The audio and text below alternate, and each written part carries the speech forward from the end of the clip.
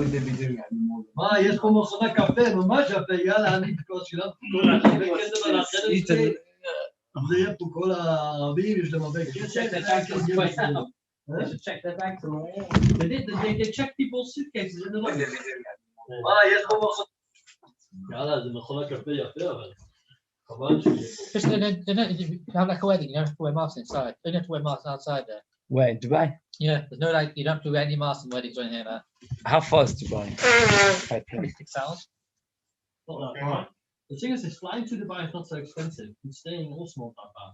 Everything else you do there apparently costs a fortune. Why would someone want to And leave Dubai? You said you didn't wear masks. You want to feel like you're in Israel. They give out. Feel like you're in it, I would feel Nice weather, more nice than I weather. feel here, though. Yeah. There's a whole new So language. sneer, that's for sure. Oh, Because I go holiday, I don't want to feel even poor than I feel here. I don't want to get this right. No, but I feel poor. You see all these people going out. You feel very poor. I feel very poor. Because you don't Why, sleep, why, Makes you why? feel Very well. well. The average car driving around over there. It's not true that. It's not true You that. seem to have any progress there. It's not true that. Hotel tourist areas. This is true. Yeah, but the main most of the things not even like Lamborghini after Lamborghini. It is. No.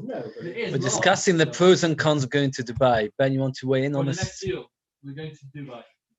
Instead of going to Poland. Proper motion. You okay, your Rangers? I'm sure Dubai has some sort of Jewish traditional history there. There's sure. massive. They're talking about putting a school there now. There is no history there. There is no do you history. mean? There's nothing. It's made out. It's only started building it how long ago? I don't really know what's true. There's some Arab countries with which go back Yeah, but to Dubai is a new country. Where was Tiny little Bob? village. Abu Dhabi is new, but the Yeah, nice where was Bob? It's a county hub, Abu Dhabi. Babel was north of it. Sorry, Babel is probably Iraq. That's all, yeah. Yes, it's very near Dubai. How are you doing with the shift? Oh. Perfect. So it's Syria, Iraq.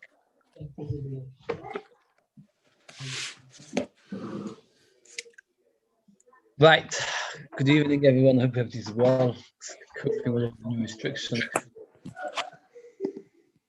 We're up to Bava Modalef. 7 lines from the top. Masker for Bava. In our Mishnah, we said that if you have a bowl and it's got a chometz inside it, regarding Pesach, what does it depend on? Size, where it is. How much chometz and where it is. The Mishnah concludes, "B'chein inyan tumah." The same halacha applies to tumah. Now, then the Mishnah continues that regarding tumah, what does it really swing upon? Whether you're makbid or not makbid. So we'll ask the kasha, what do you mean b'chein inyan tumah? It's not the same regarding tumah. By tumah, it's got to do with whether you care or not. Yeah, that's it. So we had two explanations. Explanation number one was Rabbi Yehuda that you have to read in tumah eino kain. He changes the girsa from yes to no. That tumah is different. The Gemara doesn't like that. Why is one not like that? Why is one not like that? Right. We don't make. Oh, very good. We don't change a Mishnah from yes to no. That's too far-fetched.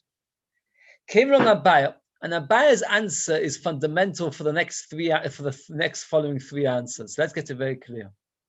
It's all referring to one question. You've got a bowl. It's got dough inside it to fix the cracks. And the question is like this. On Pesach, because of the fact that on Pesach, if there's a kazayis of dough, you have to get rid of it, the kazayis of dough gets more importance than it would during the rest of the year. That means in the rest of the year, if you've got a bowl and it's got a crack and you put dough there, it depends only on which question, whether you're makbid or not. Very good. On Pesach, because of the fact that if it's got a kazayis of dough, you've got a chiyuv min ha'torah to get rid of it, whether you ordinarily would be makbid or not, here we assume it's not. So therefore, Beis says what we're discussing, where you've got a bowl, you put some fruit inside it, and the question is there kabeitza or fruit? During the rest of the year, it will depend on whether the dough is something that you're makbid about. Therefore it's part of the fruit, because not part of the, and then not part of the bowl. On Pesach, because it's a kazayis is important, it's always going to be separate from the bowl. That is how Abaya explained. Maskif lo Rava. Rava asks, Mi ketani mitztaraf? Well, chaytzis ketani. According to Abaya, the question swings around as to whether you've got a kabeitza of fruit inside it. The reality is, according to the way the Mishnah says, it's got to do with chatzitza. We're discussing toiveling the bowl. Exactly like a buyer, but a different question. You're taking a bowl, you're toveling it in the mikveh. What's the most important thing when you tovel a bowl in the mikveh? Not to have chatzitza. During the rest of the year, the question of whether the dough is a chatzitza or not depends on what? Whether you want to take the dough out or not. On Pesach, the question depends on whether you have a kazayis or not. Why? Let's say you have a kazayis, you don't want to take it out. Why is it a chatzitza? Because you have to take it out. You've got no choice but to take it out. So therefore, that's why it's a chatzitza. So according to Rav, it's the same as a bayah. Just instead of a question whether it's kabetza or fruit, it's a question whether it's a chatzitza. Let's see the Gemara inside. I'm going to itmi hachaveva. The bowl became Tama your boy at Buleva Pesach, and you want to turn it to Pesach. The soy choshuv choitzas. The dough is a chatzitza. It won't help for tvila. B'shayim usashel no b'kpeda time milsa. In makadol choitzas from which became hachaveva. So on the rest of the year, it depends only on whether you want it out or not. On Pesach, it will be a chatzitza. So here we have a very interesting thing. I have a bowl. I've got dough inside it. I like the dough. I want it to stay there. So the rest of the year, if I tovel the bowl to get it out of Tumah V'Tara, is it good? Yes. On Pesach, if I tovel the bowl, it's no good. Why is it no good? Why is it no good? Because since I have to get rid of the kazayis of dough because of Pesach, it becomes a chatzitza. Let's just talk about Tumah, not Tara. Exactly the same question. You've got a bowl, and a dead sheretz touches the bowl. What's the halacha to the bowl? Comes Tommy. Now, what happens if it's got dough, and the dead sheretz touches the dough? What's the halacha? So it depends. On Pesach, since if it's a kazayis of dough, you have to get rid of it, so the dough is not an essential part of the bowl. Will the bowl become Tommy? No. Why? Because the sheretz touch the dough, and the dough is separate from the bowl. But the rest of the year, what would it depend on? Whether you're makbid or not. Oh, you got it. Yes, that's clear. So again, Baya, Papa, and Rav are all saying the same thing. On Pesach, because you've got kazayis of dough, you have to get rid of it, and therefore it's considered separate from the bowl. Either legabe kabetza or fruit, or legabe toveling it, or legabe if a sheretz touches it.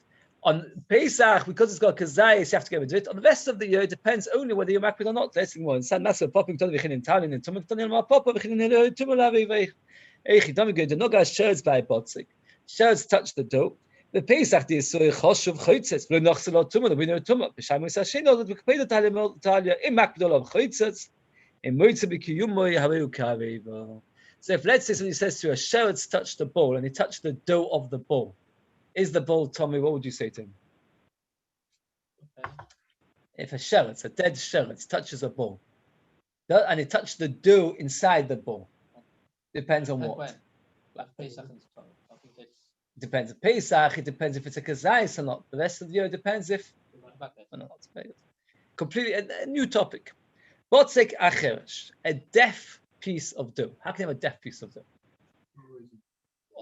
You don't know if it's risen. You don't know if it's risen. That means normally there are certain signs if it's risen. Did anybody remember signs if it does risen? Cracks. What was another one? Color. Very good. Pale. Very good. Here you don't know. You've got a piece of dough, no cracks, no paling, but it's very likely to come chametz. Now, why is it called deaf? There are two explanations.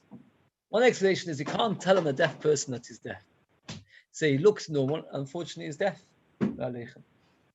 Similarly, this dough, you can't tell on it if it is chametz or not. It could be chametz, it could be not. You can't tell on it. You can't see. The signs aren't there. Alternatively, acher shaviyah means cheres from the question of like earthenware, meaning it's hard like earthenware and it's not a proper dough, and that's why you can't tell if it's chametz or not. So what would you do? Imagine a woman comes through. I've been baking the matzahs and I've left this dough for a few minutes. I'm not really sure if it's chametz or not, and there's no cracks. It's not turned pale. What would you do? What would you do?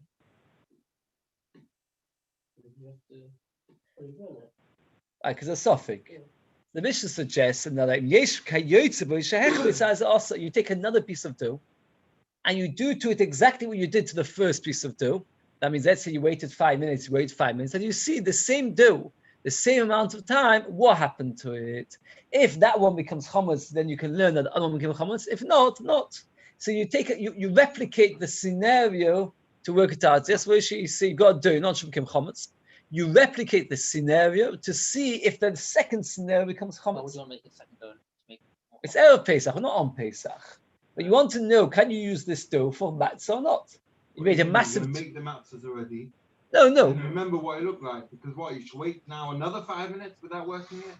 I never thought of that question. That's a nice question. What are you going to do while you waited to replicate it? So you make it into matzahs, that's right. Make it into matzahs, remember what it looked like. But if it was chametz, the whole thing comes chametz then. Well, okay, so chuck it to him. Yeah, but everything you were using the mat to make the matzahs with also comes chametz with. Okay, that's a chumam nowadays. Says Bob, if there isn't anything to replicate it, so what should you do? How long do you have to wait for something to become chametz? 18. The distance it takes to walk from Nigdal Nunya to Tveria, mil, which is exactly a mil. The Mishra brings 3 shittas how long it takes to walk a mil. Everybody knows the number 18 minutes. The Mishra actually brings 2 more. What are the 2 measurements? 24, very good. 24 minutes and 1 more. 22 and a half. So again, you've got 3 measurements, 18 minutes, 22 and a half, and 24 minutes. It's a very interesting Sefer Koharos of Eliashiv. He points out that there's a Gemara Megillah that talks about how big a mil is. The Gemara there says a different 2 towns. Something else to 2 different towns. Why? Because here it's the Raisas, it's a very short mill. We learned in Eruvin there's such thing as a bigger tefach and a smaller tefach. Anybody remember the difference between a bigger tefach and a small tefach? Whether your fingers are tight together or loose together. Okay, the 24th it was actually. 24th. Anyway, says the name of mill. Why do you have to tell me the distance from Migdal Nunya to Tveria? Just say a mill. If you ever want to know the distance of a mill, go to Migdal Nunya, walk from there to Tveria, and then you will know the size of a mill. How far is a mill nowadays, Amos? Does anybody know? 2,000 Amos. Oh, how much is 2,000 Amos? So we want to think. What? 2,000 Amos. If you say an Amma Kud Chazish is 60 centimeters, it's 1.2 kilometers. How long will it take you to walk to 1.2 kilometers? 18 minutes, very good. Depends on the person. Depends how fast. Now the Gemara, because we mentioned the distance of a mill, the Gemara tells us a few halachas to do with this. This is a complicated halacha. I come to you and I say to you, will you make me a dough? And I say to you, I want you to make me the dough b'tahara. And the problem is, the nearest place for you to travel and get Torah things is 4 mil away. The shaila is, do you have to walk 4 mil to go there? Ula tefillah. Machlekes Rishonim, when we say tefillah over here, what do we mean? Either washing your hands for tefillah or for a minyan. Well, in the Tila has a dime to wash your hands for a meal, arba milin, and we all know this halacha. You go for a walk with your children in the mountains.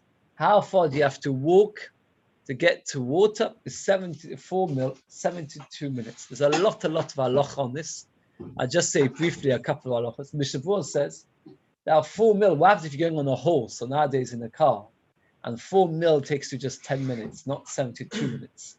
Do you go according to the distance or is it according to the time? According to time. Which means that you have to go a distance of 72 minutes to look for water or for a minyan or to do a kneading of the dough b'tahara. Oh, backwards the Gemara says there's only 1 and 18 minutes. Very good. That's right. If you're staying in a summer holiday house, you only have to go 18 minutes distance to get to a minyan. The Mishnah Berurah brings the rare occasion. The Mishnah Berurah brings a story. That Mishnah Berurah and Simon Sadi brings a story that there was somebody on his way to shul, and what happened was a person came up to him and said to him, "I've got some diamonds to sell you." So he said, "Look, if I go buy the diamonds from you, I'll have miss my tefillah b'tzibur." So what happened was the person said to him, "Look, I'm not keeping these diamonds for you." And the diamond merchant sold it to somebody else, and that person made a huge profit.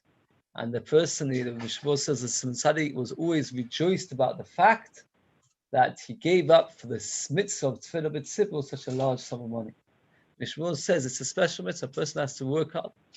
Imam Chalava, it's a vision, writes about this Gemara that we see over here, that there's some people that don't want to go to a minyan, they don't realize the chashivas of a minyan. You have to go 4 mil. Says the Gemara, Omar Nachman by Yitzchak Eivoi Omar. It wasn't a Bavor, it was a Eivoi. He said the fourth. That's not. The halacha is like this. If you've got meat, it's mekabel tumah. Skins are not mekabel tumah because skins are not a food. What happens if you take some flesh and you work at it to make it into a skin? So you could eat it, but once you've worked at it, no longer can you eat it, it becomes a skin. It becomes like a leather. So when you've worked at it for 4 minutes, 72 minutes, no longer is it able to mekabel tumah. The exception is human flesh. Chazal did not want people to use human flesh as carpets and as rugs and as adornments. There are different reasons why brings Nabi the Zohar. Essentially, the reason is because human being bodies are asa b'hano. It was interesting, this week's Hamidiya, they had a couple of weeks ago, maybe it was going to get it late, somebody wanted to do in business to buy and sell mummies. Right? He works in a museum. Nalach is not allowed to. Bodies, dead bodies are asa b'hano. You're not even allowed to benefit from indirect hano from them.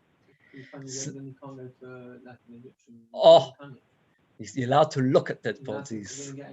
Yes, it's one of the interesting halachas because since it's not you that did it, it's very interesting. He talks about that. I've actually seen dead bodies, mummies. I once went to the Manchester Museum, I think it's called.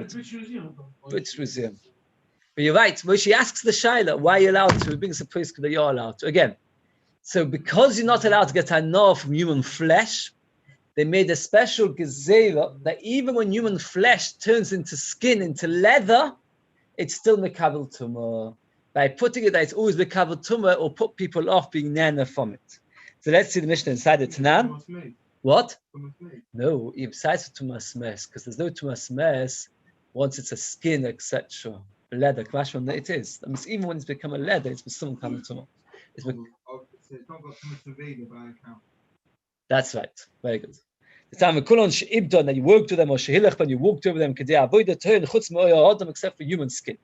Bekama kedei avoda eivui amabiyana kedei elocha b'minin the distance of 4 mil. Beis from chanina leishonu lefonov, as Levi pointed out correctly. It's only 4 mil forwards. You don't need to go back more than a mil. So it comes out that you have to walk back 18 minutes to get to a minyan or to find a place to wash your hands. Very important halacha, right? So let's say, for example, you're on holiday and you've got a place, you have to walk back 18 minutes or to make sure. Now I just see the second top taster. So the tefillah brings that famous Pesachim the Mechaber discussed it. Or the tefillah nirk person conscious v'leika the person tefillah nelichutz yodov lispal. The Echidami says the tastes. Even that it's a loose of times to daven the bachas light. About light man dvada may be done solusa. Vishaloi is one tefillah my irav min afiu tumanami. Mishmur the Mishtis says it's not about washing hands for tefillah. It's about tefillah b'tzibur. A person's mechuyev to go 72 minutes forwards or 80 minutes backwards. The Shmuel says sideways is 80 minutes. So if you reached your holiday house and you've got to go 18 minutes, you still have to go for minutes. Okay. Says the Mishnah. Here we'll talk about somebody that got himself into a pickle. He woke up on Pesach morning and decided to make matzahs. You're allowed to bake matzahs on Yom Tov. Yeah, why? Very good. You're allowed to. Very good. Allowed to. So he's baking matzahs. One of the first things you have to bake matzahs you have to do is take challah. If you don't take challah, it's all forbidden. Not if you take a dough, you don't take challah, it's all forbidden. Yes, you take a bit off of challah. Nowadays, we don't take a bit off because we don't know Kohanim and so on. You make a small amount, or take it off. No, small amounts you don't have to. Only from a kilo upwards. Very good. Nowadays, we don't take a small amount because it's all Tommy, but let's say it's Tommy, you have to take a 24th. What? Okay. He has to take a 24th off to give to the Kohen. No problem to take Challah Yom Tov because it's part of the tzurich of the baking. Yes. Shabbos is the problem. Yes. And what happened was, before you had a chance to take Challah, the whole dough became tummy. And now he's in a real bind. A Kohen can't eat it. So, if he doesn't separate Challah, then if he doesn't bake it, the dough will become chametz. So he'll have chametz in his house. So he has to bake it. It's a chametz already.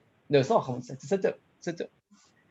If he bakes all of it, He's baking part which is going to go to the Kohen. And the part that's going to go to the Kohen will never be able to eat.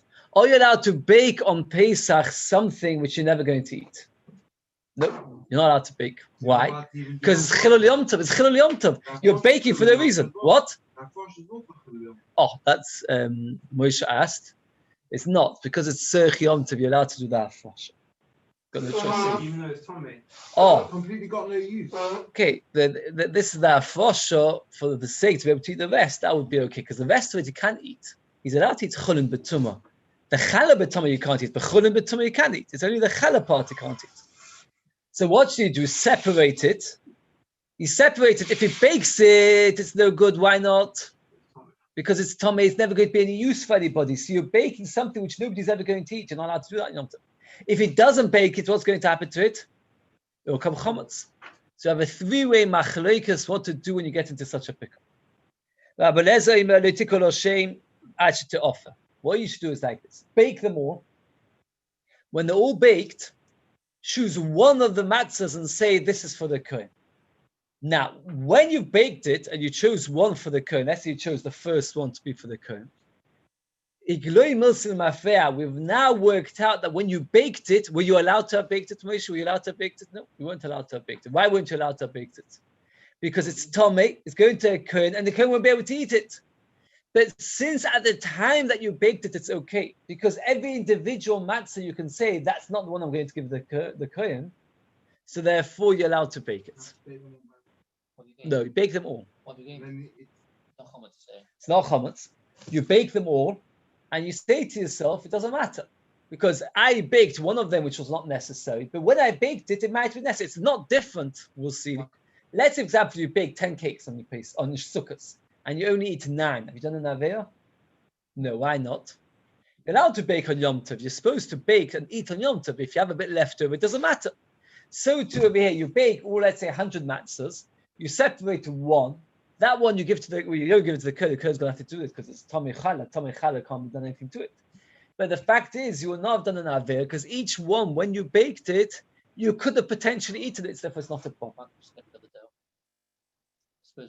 How are you going to get rid of the dough? I don't know. Let's see. You're not allowed to burn on Yom Tov something which you're not going to be able to use. It's No, one of the ways of destroying it. Why not crumble it and throw it down the toilet? Maybe not so straight, not so possible. But then put it into freezing cold water, and it will not become chametz the whole Pesach. Rabbi Yeshua, top of Menvamon Beis. This is not a chametz which is forbidden. You separate it when comes out that in fact the Gemara is only going to discuss Rabbi Lezer and Rabbi Yeshua. Tosfos, bottom Tosfos says that the idea of tatel b'tzoinin everybody agrees with in theory, but in practice not, because it doesn't always work putting it in cold water. So we're only left with Rabbi Lezer and Rabbi Yeshua. And if you think about it carefully, and you should think about it carefully, it comes out two different arguments between Rabbi Lezer and Rabbi Yeshua. Argument number one is in Hilchas Chametz. Argument number two is in Hilchas Yom Tov. In Hilchas Chametz, Rabbi Lezer holds that if you separate the dough and you leave it, and the dough becomes chametz, you will have done an aveira of owning chametz. Rabbi Yeshua says, no, I don't. I'm not done an aveira. Why have I not done an aveira? Why have I not done an aveira according to Rabbi Yeshua? Because it's not mine. Here, I've got a dough. This is my big dough. I separate one for the Kohen. It becomes chametz because I separated when it's a dough. I never bake it. And I watch the dough rise and becomes chametz. I can't be over because I separated for the Kohen. Maybe the Kohen should be over. Why is the Kohen not over? Because which Kohen? It belongs to all the different Kohenim in the world. No particular Kohen. So therefore nobody's over. That's it to Rabbi Yeshua. Rabbi Lezer says, yes, you are over. Why are you over?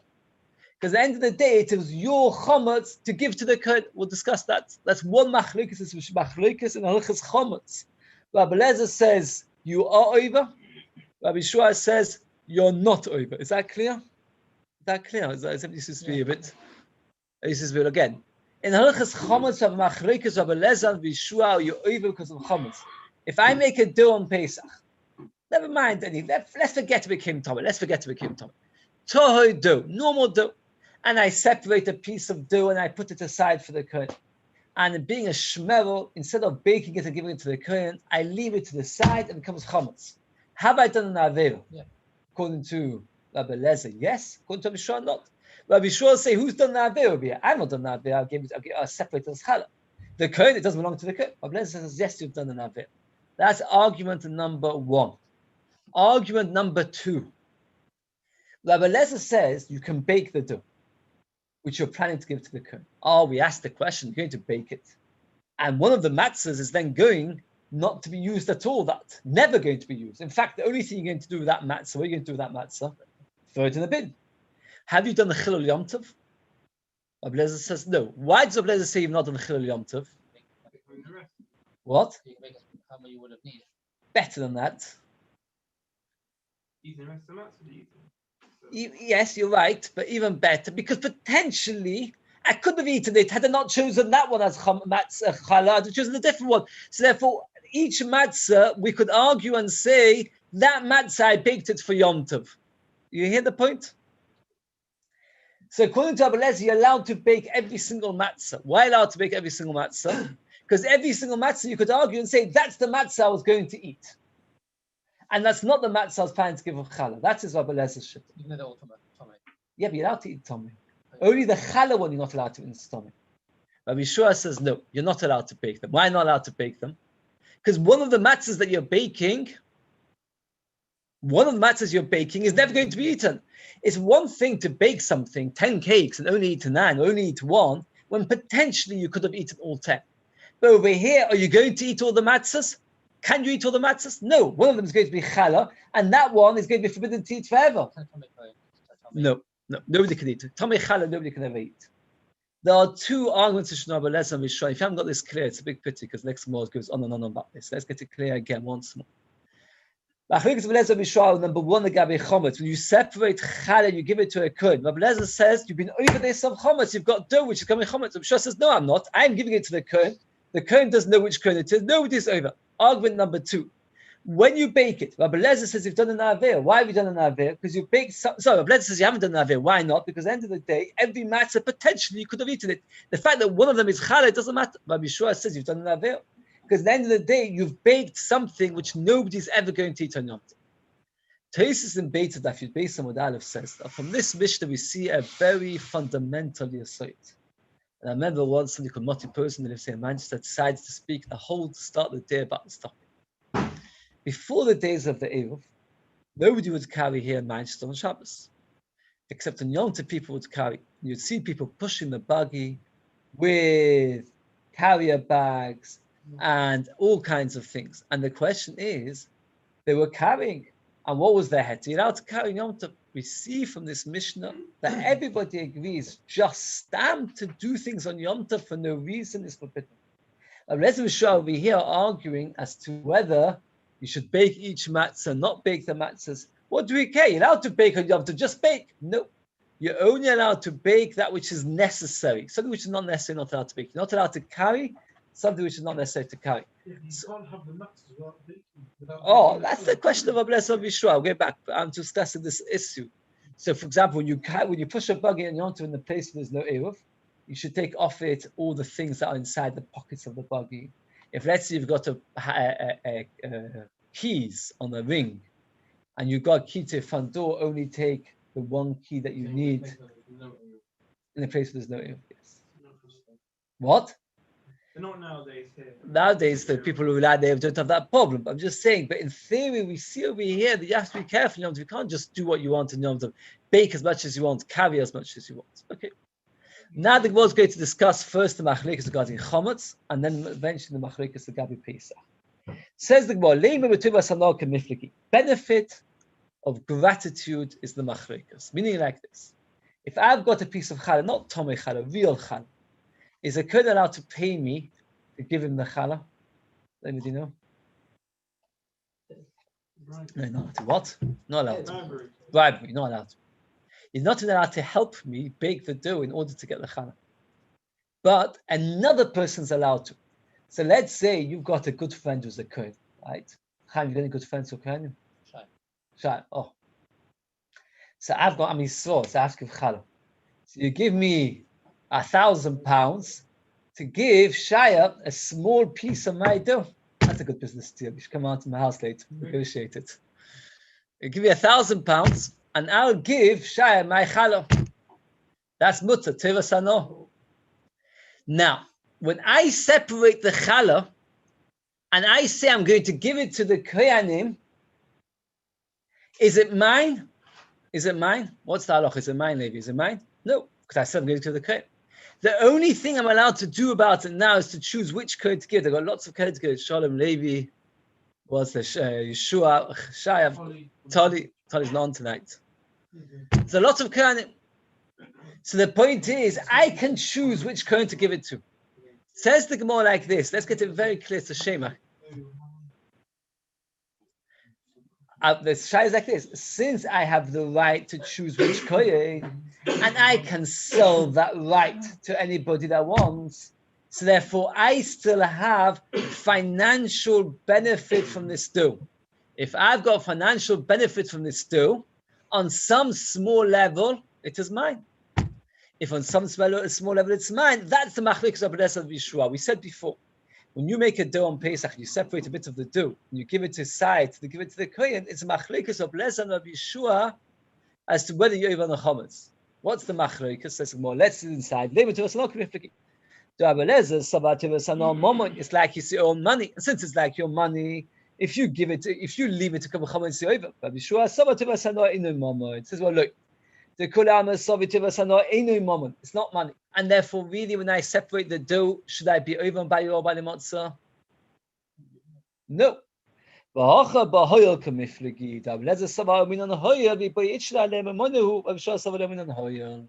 There's another thing about challah. This comes up quite a lot. Let's say, this comes up a lot of you. Let's say a woman separates a piece of challah. It's happened, you can't imagine how many times it was shayla. A woman separates a piece of challah. And then before she knows it, she's made rolls, and she used the piece of dough which she separated the challah as a roll. Now she doesn't know which one it is. What do? Before you do that, you go to a rav, you take 3 people to be matin neder on the challah that she chose, 3 people, and then she undoes the challah, and now none of it is challah, and then she chooses one of the rolls and designates that as challah. So challah, you have the option out. You can opt out. Says the Gemara, since you've got the option of opting out, so therefore, it is always considered a bit yours. So the shaila which Rabbi Lezer and Rabbi Yeshua as to whether you're allowed to, whether if you separate a piece of dough and becomes chometz, whether you're over on bali or bali motzeh, is dependent on this question. Since you could opt out, what's the din? That's the machlekes. Okay. Itma, new topic, which eventually will bear great relevance to our Mishnah. This sugya comes up in Beis a lot. A person who bakes on Yom Tov for weekday. Rav Chisda says it gets malchus. Rav says don't get malchus. Rav Chisda says we don't rely on the fact that maybe guests will come, so therefore he gets malchus. We say I'll tell you because we've got like this. But machlekes Rabban Rav Chisda, somebody bakes on Yom Tov, and he's finished eating. He's got no more appetite. It's 4:00 in the afternoon, Yom Tov afternoon. He's not going to eat any more till Nacht. And he starts baking a massive pot of potatoes.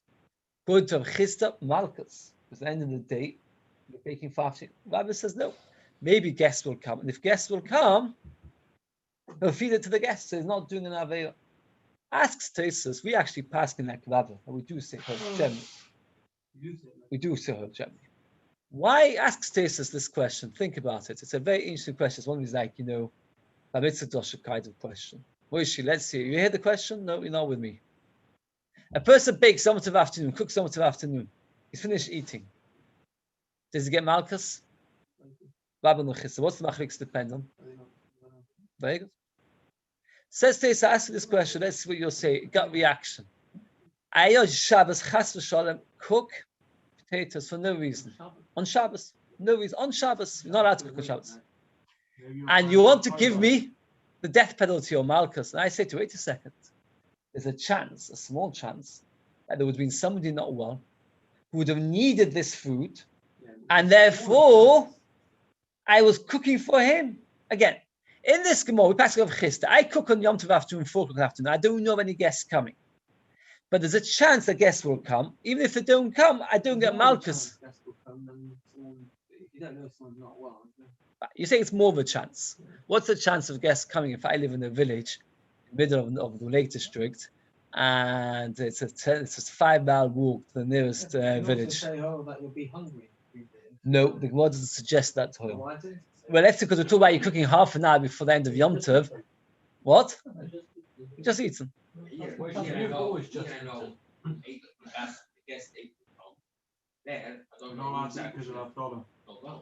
And here you know guests might come. Which guests? 31 minutes. Maybe it's 31. What's the difference between? Is Hoyle not abundant? No. Now, you're all arguing. Oh. But yeah, I'm cooking for guests. I don't know who's guests. It's possible that somebody might be dying and need my hot water. And if I didn't bake my hot water, here I don't know who the guests are.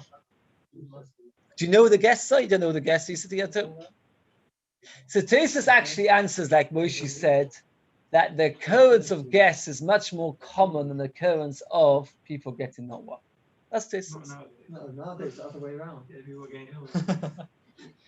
The Maram Chalava says something, and Mechol Vasim, Kovet Shiurim discusses. You're not allowed guests. Oh.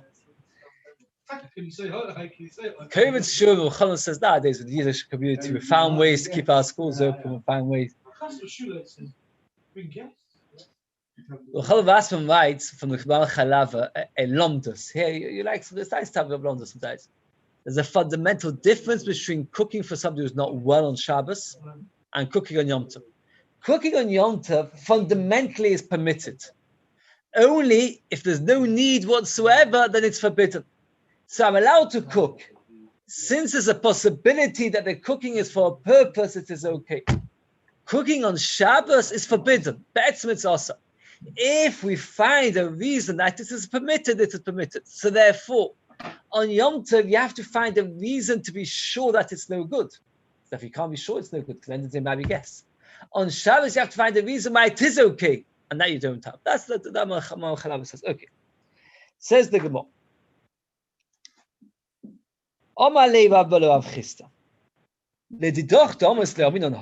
If you don't say Hoyle, from Yom Tov to Shabbos, how can you cook from Yom Tov to Shabbos? Because we tavshilin. So he said, "We're allowed Issa Devaisa because we're tavshilin." Me Devaisa tzorch Shabbos nasa b'Yom Tov. Me not allowed to cook from Yom Tov to Shabbos. Why? Because Yom Tov and Shabbos are both kadosh. It's one entity. You're allowed to. They said that if we allow you to cook from Yom Tov to Shabbos, you might come to cook from Yom Tov to weekday. That means it comes out like this. Both according to Rabban of Chista, you're not allowed to cook from Yom Tov to weekday. Both according to Rabban of Chista, you are allowed to cook from Yom Tov to Shabbos. According to Rav Chista, you're allowed to cook from Yom Tov to Shabbos. Why? Because Tzorchi Shabbos Nasa Yom Tov. Yom Tov and Shabbos are the same Kedusha. According to Rab, what's the reason? Because of Hoyle. They both agree that Midrabban is not allowed to, and they both agree that Eruv Tavshilin works. So when will there ever be a nafkemina between Rabba and Rav Chista? Does anybody know when's nafkemina between Rabba and Rav Chista? Which the Mishabur brings. When will there be a practical nafkemina between Rabba and Rav Chista? If a person cooks on Yom Tov afternoon, very close to Shabbos, a huge pot, where it will not be ready in time, that on Yom Tov it can be eaten, and the guests can enjoy it. According to Rav Chista, has done anything wrong? No. Rav Chista holds that Tzorchei Shabbos Nasan b'Yom Tov. You're allowed to work on Yom Tov for Shabbos. And therefore, it's only midrabanan also. You've got to be tavshilin, and it's okay. But according to Rabba, that says that the whole heta is only because of hoyel miklochim. And if it would be awesome in Hateva, you would not be allowed to cook for Yom Tov to Shabbos because of Rubi Tavshilin. Here you don't have hoyel miklochim. And therefore, Mishnah says that you should take care when you're cooking on Yom Tov afternoon to make sure that it should be ready on Yom Tov. in order that theoretically speaking, at least, guests could enjoy it on Yom Tov. Yisroel says this, I'm talking many people are bottom dashing about this. If you're cooking Yom Tov afternoon, you should make sure they have enough time that the food should be ready on Yom Tov. Eisvei Rabba Asav Chista as follows. Behema Mesukenis, you got an animal that's deathly ill. Now what are you worried about? If it dies, what would it be? Levena. So you want to quickly shecht it. Now the problem is, on Yom Tov, you're allowed to shecht, no problem. You have to have a reason to, and you've just finished eating an entire meal, and suddenly you notice that your cow. I have to tell you that my aunt was Nifta, Mrs. Greenman, very young, suddenly. They brought out a book, Lilin Shmosa, and I found that my great grandfather was called King, King. He lived in somewhere in South Wales. And he was the Sheikhet, the Rav, the Chazan, the Gabba, and poverty-stricken beyond belief, like a lot of people were in those days. And there was a lady in the Kehillah that our whole panosa came from one cow that provided milk. And she came to him running one day, the cow is not well, we need to shecht it quickly because it's going to die. He shechted it, and it was a treifa. And the goyim in those days would not buy the meat of the Yidden, knowing they were nasty. They knew that the Yidden had nothing to do with it, and they would sell it to them eventually for dirt cheap. She lost an entire life sailing, and she never, for the rest of her life, ever. For the rest of her life, she was completely and utterly poverty-stricken. For some reason, the story struck me. Somebody said we didn't understand what's good about the story. For me, the story is what you see. The Galus of Paris saw that here you got a lady south. She's buried in. What's it called? No. That's right. Merthyr Tydfil. She's buried. Merthyr Tydfil. I once actually drove past Merthyr Tydfil. That you won't be able to tell. South of Wales. You see, so a person at Yom Tov afternoon sees his cow is deathly ill. He wants to shecht him. He just finished the meal. So what should he do? Lo yishchot. If you can eat a roasted kazayis in a day, it's okay. Why roasted? Rashi says roasted takes the quicker. Just put it on the fire, it gets big. He said, why is it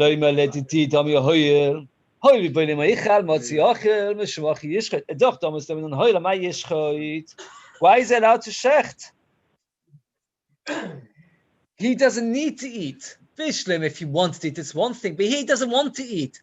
It just needs to be possible that he theoretically could eat. But you don't say that in theory it's possible. You need, again, Rav Chisda holds that you actually have to have a positive reason.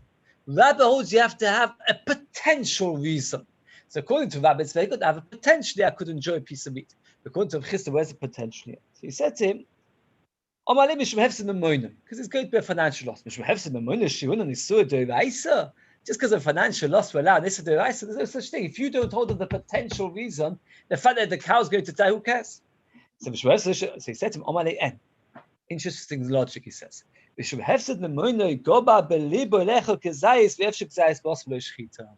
When a person sees this cow about to die, and he knows that the only way to save it is by shechting it and eating a kazayis, he gets a new appetite. Because suddenly he realizes, if I don't want to eat the meat, I'm going to lose the whole cow. Therefore, it's not a potential that in theory he would want to eat. He actually does want to eat, and it's not because of hoyo. Yes. So they have to take the situation outside of shechting, kashering, and roasting it all before the end of the Yom Tov. Okay, we're going to stop here. We're up to Eisvei, bottom of the Vav with Beis. So it's also quite a short one. Shkoyach. Okay, have a very good night. Let's start with everything. Yeah, that's a bit of a problem. Oh.